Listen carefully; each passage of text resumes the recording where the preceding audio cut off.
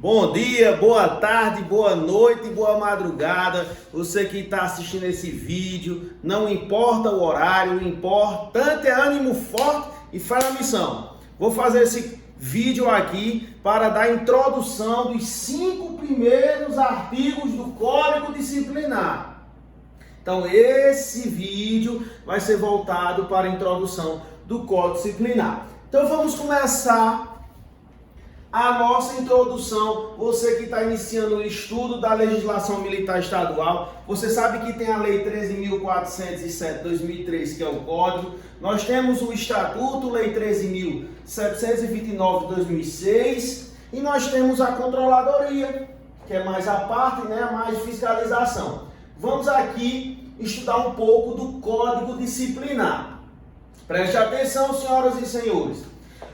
Nós temos em torno de mais de 20 mil militares no estado do Ceará. Então eu preciso de uma lei, eu preciso dessa ferramenta para dois principais objetivos.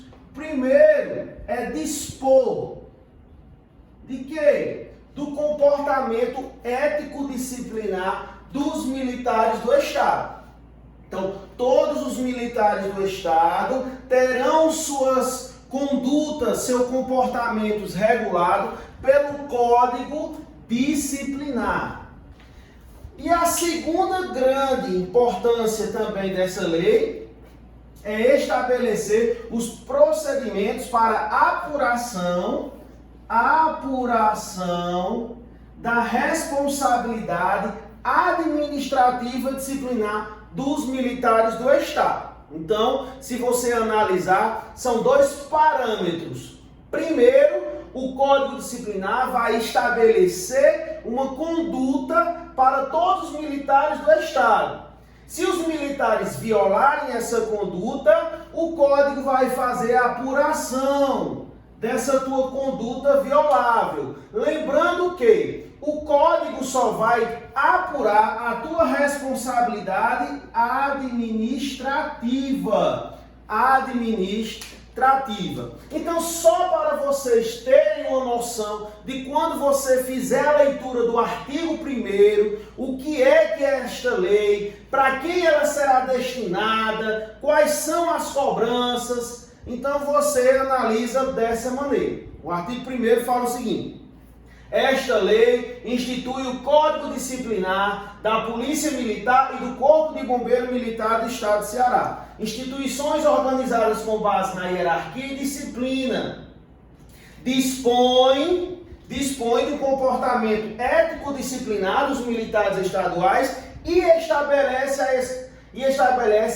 a responsabilização da apuração da responsabilidade administrativa disciplinar dos militares do estado. Então a primeira parte do código está preocupada em regular a conduta, a segunda parte está preocupada em apurar a responsabilidade administrativa disciplinar.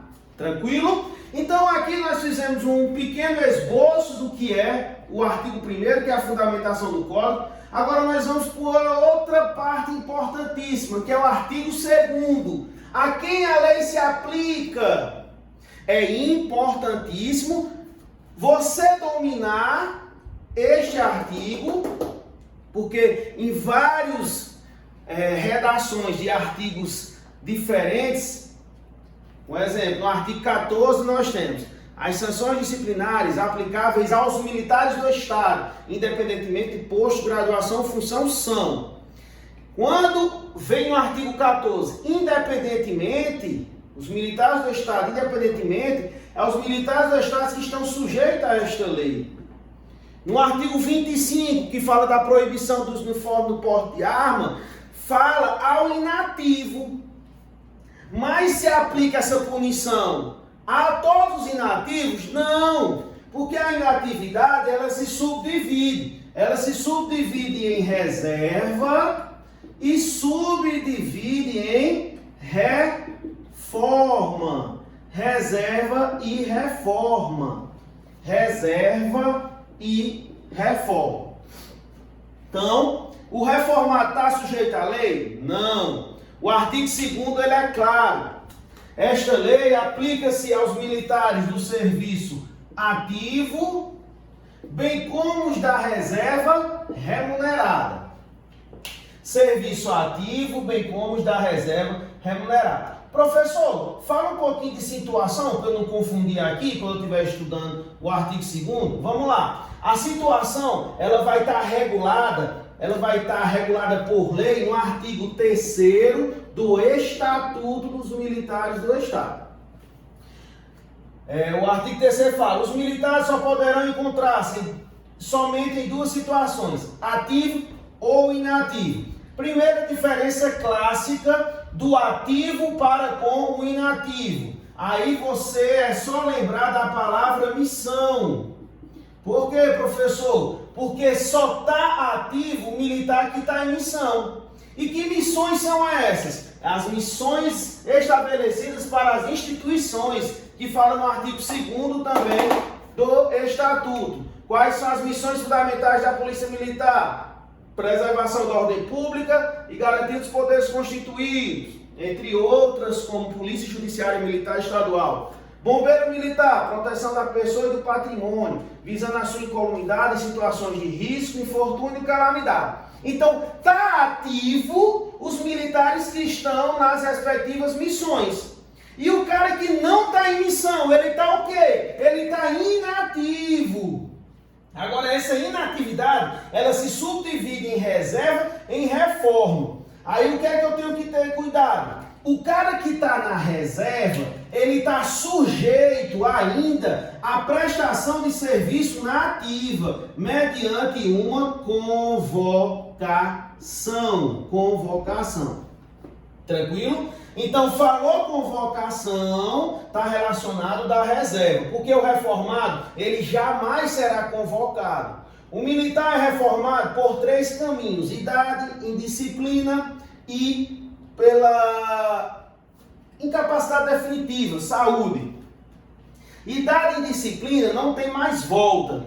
Aqui, por saúde, tem o artigo 194, que ele pode retornar, casos excepcionais, ele retorna ao serviço ativo se ele for curado antes dos 2 primeiros anos de reforma, por ato do governador do estado. Mas é claro que eu tenho que ter em mente que jamais o reformado será convocado.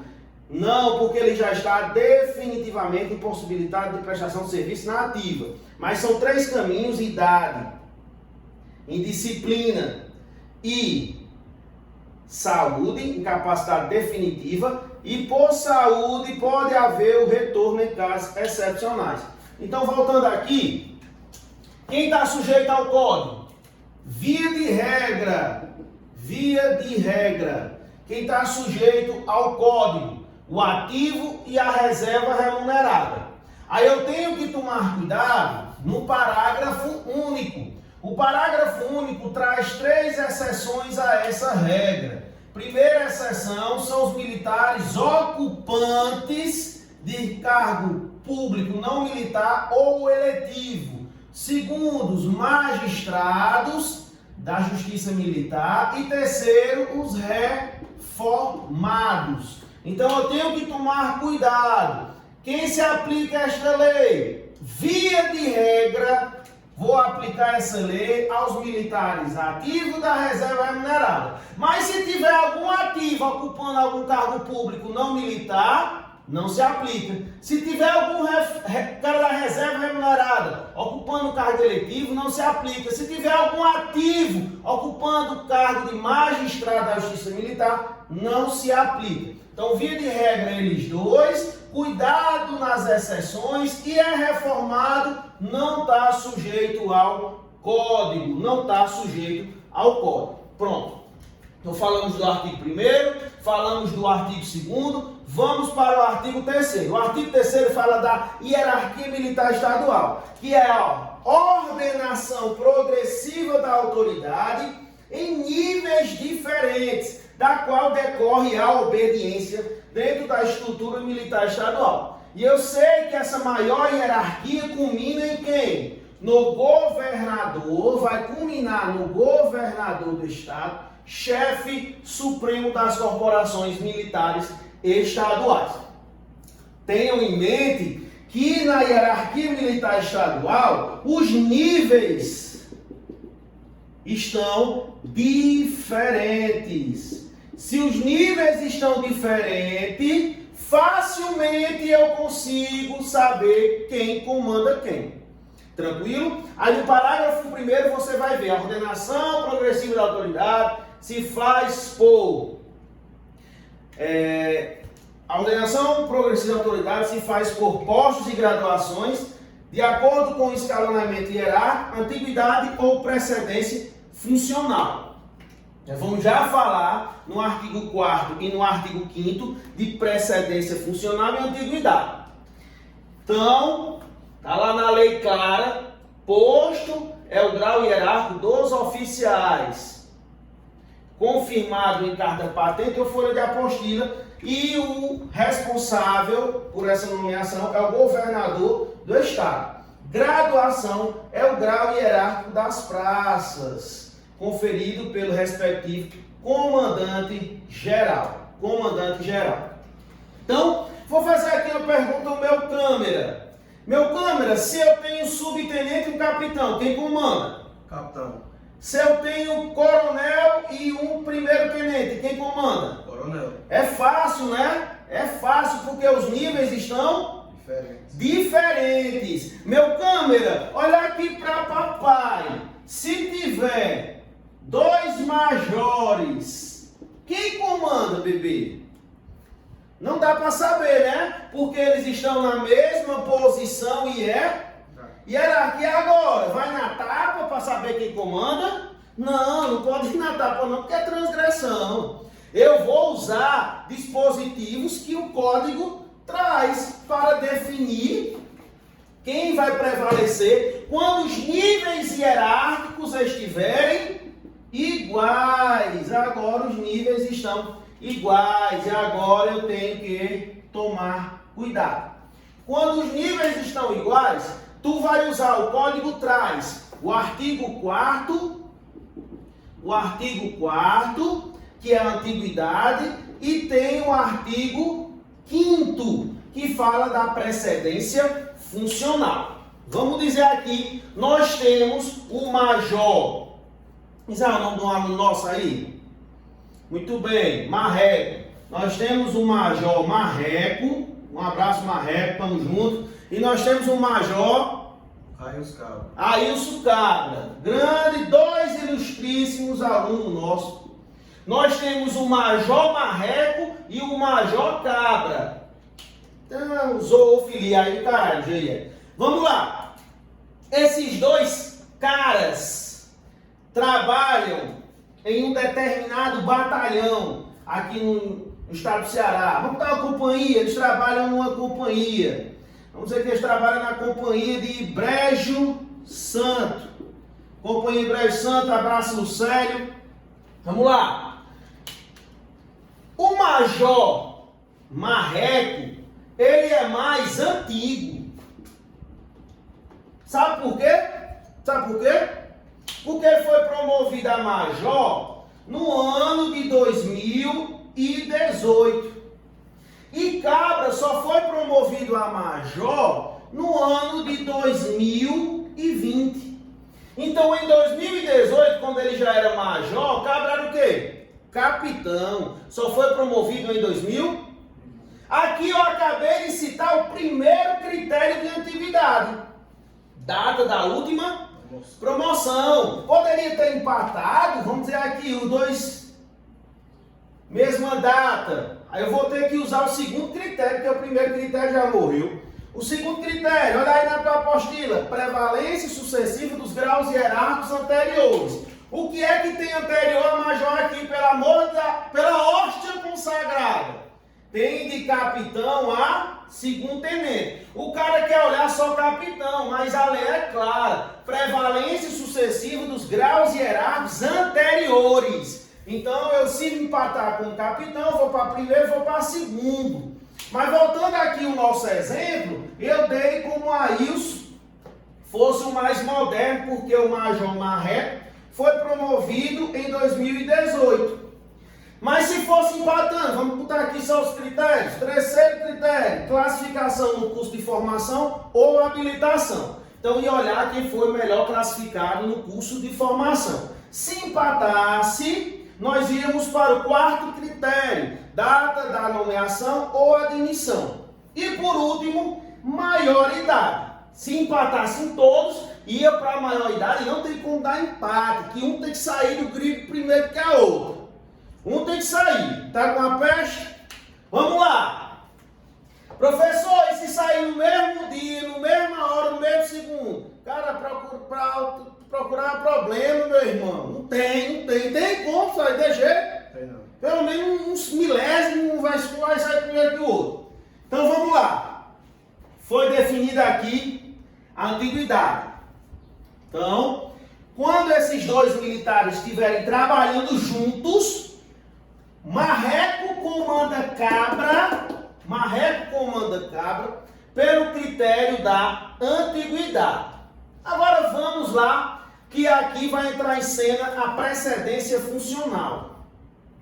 Vamos dizer que Cabra, o Major Cabra, assume a função de comandante dessa companhia, no qual os dois trabalham juntos. Então o Major Cabra vai se encaixar no inciso 1º do artigo 5º. Ele vai ter superioridade funcional pela função que ele está exercendo de comandante, e mesmo sendo mais moderno, vai comandar um militar mais antigo. Tranquilo? Professor, e se ele perder essa função? Porque aqui é um cargo comissionado. Beleza, se ele perde a função, aí ele volta a ser comandado pelo marreco, pela questão da antiguidade. Isso é o primeiro caso de... pagar aqui para botar o segundo caso. Primeiro caso de precedência funcional. Segundo caso de precedência funcional, eu vou ter quando? Militares do serviço ativo com militares do serviço inativo. Pelo amor de Jesus Cristo, pela hóstia consagrada, lembre-se que precedência funcional, precedência hierárquica e antiguidade, eu só uso quando os níveis estão iguais. Se os níveis estão diferentes, é só olhar o artigo 3º da lei, a ordenação progressiva da autoridade, em níveis diferentes.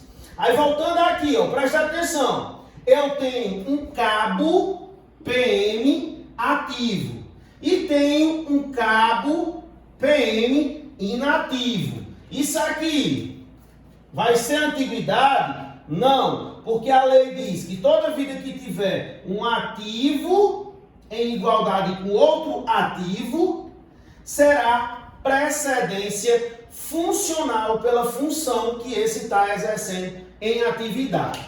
Vamos lá. Agora eu tenho um subtenente BM e um subtenente BM. Mesmo jeito, precedência funcional do ativo para com o inativo. Agora vamos lá, preste atenção para não se prejudicar. Preste atenção agora no exemplo. Eu tenho um major BM ativo. E aqui eu tenho um major PM inativo. Aí o pessoal pensa que vai ser uma precedência funcional do ativo para com o inativo, mas não. A precedência funcional, se você perceber aqui, ó, ela só se dá quando são membros da mesma instituição. Se aqui são instituições diferentes, Aí entra em cena o quê? O artigo 31 do Estatuto, parágrafo 7º, que fala que quando houver igualdade de policiais militares com bombeiros militares, aqueles terão precedência hierárquica sobre estes. Tranquilo, pessoal? Então, só fazendo a revisão. Se os níveis estão diferentes, não tem o que se preocupar. Hierarquia militar estadual. Se os níveis estão iguais, antiguidade, aí tem os 5 critérios de antiguidade: data da autopromoção, prevalência sucessiva dos graus gerais anteriores, classificação do curso de formação ou habilitação, data da nomeação ou admissão, maioridade. Precedência funcional, uso quando?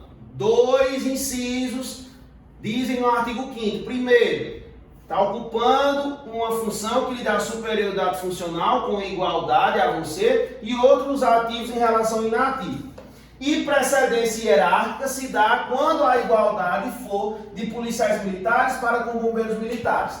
Esse daqui sempre terá precedência hierárquica, independentemente da sua situação, independentemente de onde ele esteja. Tranquilo? Então aqui nós finalizamos os 5 primeiros artigos. Eu peço a você que tenha gostado, dê o like, acompanhe o nosso canal e vamos postar cada vez mais vídeos aí para ajudar a galera. Ânimo forte, fé na missão!